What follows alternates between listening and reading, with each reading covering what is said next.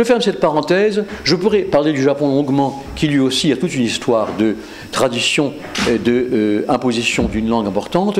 Je ne dirais qu'une seule chose. Quand vous allez à Hokkaido, c'est-à-dire l'île de la mer du Nord, Hokkaido, ce sont des mots chinois japonisés. Puisque le Japon, comme vous le savez, le japonais, comme le coréen, comme le vietnamien, japonais, coréen, vietnamien, sont trois grandes langues d'Asie du Sud-Est et de l'Est qui contiennent plus de 50% de mots chinois. Mais naturellement, ils sont prononcés, transcrits, morphologiquement traités en coréen à la manière coréenne, au Japon de la manière japonaise et au Vietnam de la manière vietnamienne. En d'autres termes, l'influence culturelle et politique énorme de la Chine depuis des millénaires a pour conséquence une extraordinaire présence majoritaire presque de mots chinois dans ces trois langues, mais ça ne concerne que le vocabulaire, c'est un phénomène lexical, la morphologie, la phonétique de ces langues n'a en rien pris quoi que ce soit de chinois. En particulier pour une chose, le chinois est une langue à ton. Vous voyez ce que je vous ai dit, pou tron hua, pou tron hua, pou tron hua. C'est-à-dire que vous devez chanter soit un ton pou qui veut dire général, ton communication, hua qui veut dire parole, en baissant votre voix du haut vers le bas. Hua. Ce phénomène existe en vietnamien, en japonais et en coréen, totalement exotique, il n'y a absolument rien de tonal dans ces langues. Et pourtant, elles ont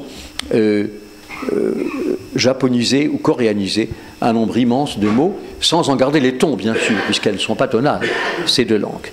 Bien, tout cela pour dire que, à travers les pressions culturelles et politiques, l'extrême diversité des langues humaines est une illustration de ce phénomène qui est l'autre pan, en somme, du diptyque, l'autre partie de ce tableau dual que je vous présentais, à savoir les langues humaines conçues comme des instruments de communication politiques et sociaux. C'est ça qui est le phénomène qui doit attirer notre attention. Bien, dès lors, mesdames et messieurs, aujourd'hui, quelle est la situation? Pourquoi ai-je parlé de précarité? Pourquoi en même temps ai-je parlé, j'ai bien dit lumière dans le titre? Rayonnement. Rayonnement. Merci de me rappeler mon titre. Bon, rayonnement et précarité des langues humaines. Eh bien, aujourd'hui, mesdames et messieurs, qu'on le veuille ou non, bien entendu, votre serviteur ne le veut pas, mais c'est ainsi, et ma volonté a peu de poids dans ce contexte, qu'on le veuille ou non, une langue à vocation mondiale est devenue oppressive, coloniale, impérialiste, et par conséquent, comme vous pouvez l'imaginer aisément, je le dirai dans cette langue, et ce sera ma seule phrase dans cette langue, whenever I can avoid speaking English, I do. Whenever, chaque fois que I can avoid, je peux éviter speaking or using English, d'utiliser l'anglais, I do, with joy. Pourquoi?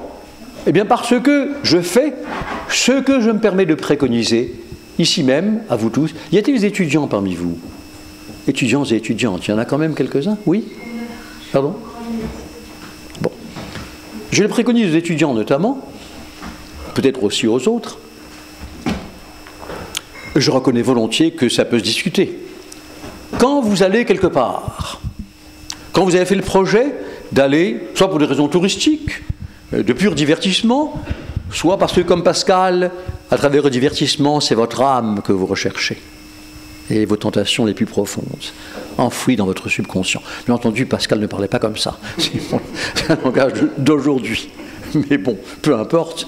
Quand vous faites cela, eh bien, vous vous apprêtez à entrer en communication avec les gens qui vont vous accueillir dans leur pays. Et c'est là que commence ma fureur.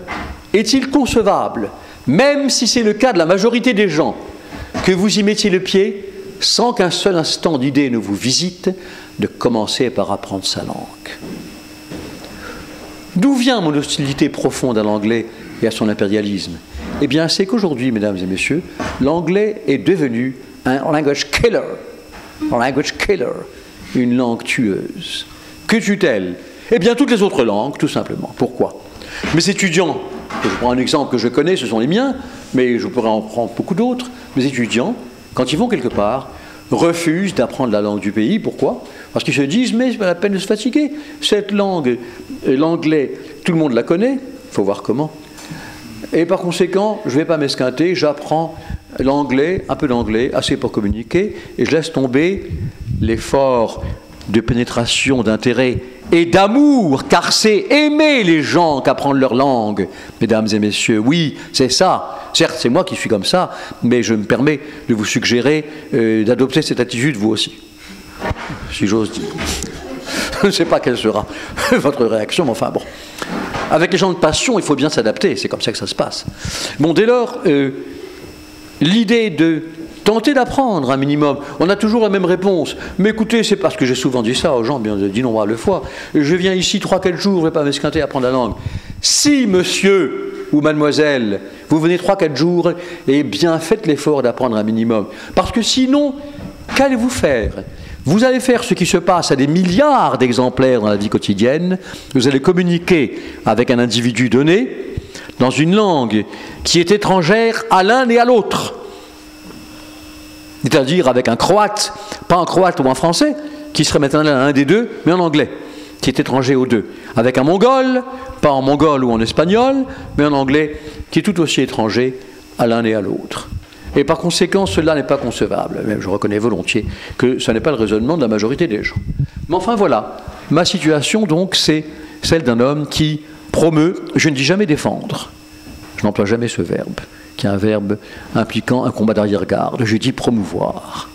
Eh bien, qui promeut la diversité des langues et surtout tout ce qu'on peut en retenir de jouissif, de bonheur, car la diversité des langues est un des sels qui font la variété et la beauté du monde. La réponse que je fais à ceux qui, allant dans les pays d'Afrique dites francophones, veulent apprendre l'anglais ou communiquer en anglais, c'est écoutez, je regrette de devoir vous rappeler que le français est aussi, je suis en train de traiter en ce moment comme deuxième et dernière, j'espère, il faut bien que je m'arrête tout de même, vous êtes d'accord, partie de cet exposé, les langues qui ont vocation à, disons, j'allais dire tenir tête. Si on veut éviter un langage polémique, on prendra un langage plus irénique, à organiser un concert de dialogue avec la domination de l'anglais, en termes moins iréniques, je dirais, de résister à l'insupportable pression de l'anglais, car c'est ça, c'est une tyrannie.